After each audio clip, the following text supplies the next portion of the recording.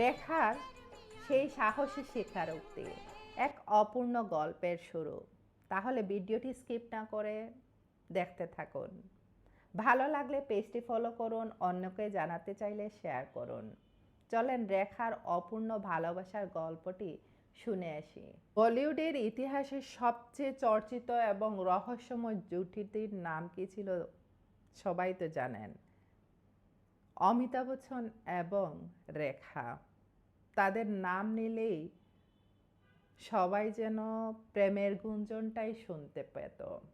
রূপালী পর্দার এই রসায়ন বাস্তবের মাটিতেও এতটা গভীর ছিল যে দশকের পর দশক পেরিয়ে গিয়েও তাদের কৌতূহলটা এখনও তাদের ফ্যান ফলোয়ারদের কাছে একটুও কমেনি।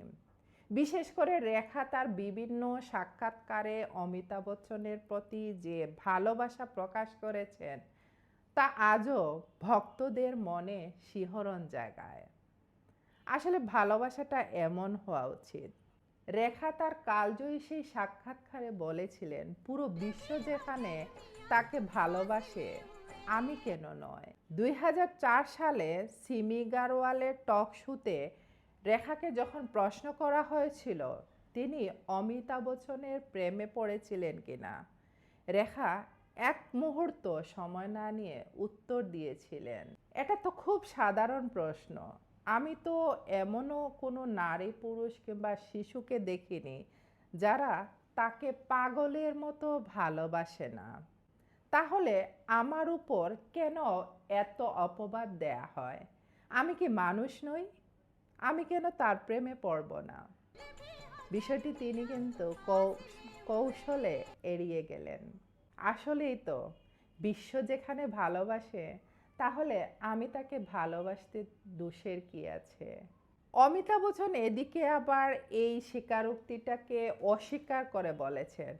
তিনি এক প্রসঙ্গে 1984 সালে ফিল্মফেয়ার ম্যাগাজিনে দেয়া সাক্ষাৎকারে একটা মন্তব্য করেছিলেন। তিনি বলেছিলেন, তিনি কেন অস্বীকার করবেন না?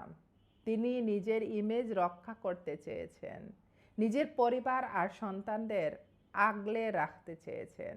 মানুষ কেন জানবে আমার প্রতি তার ভালোবাসা ছিল কিংবা ছিল না, কিংবা আমার অনুভূতি কি?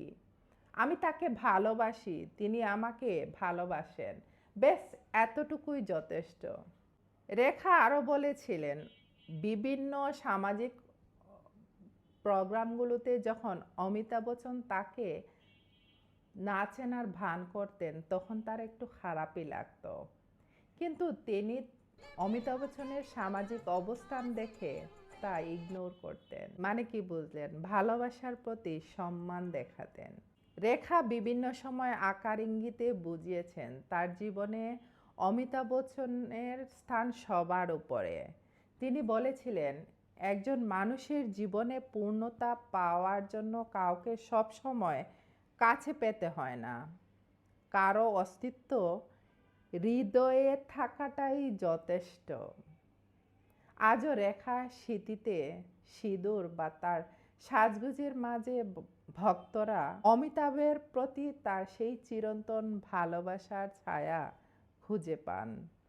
রেখার ভাষায় ভালোবাসা মানে কাউকে জয় করা নয়, বরং নিজেকে তার নামে উৎসর্গ করা।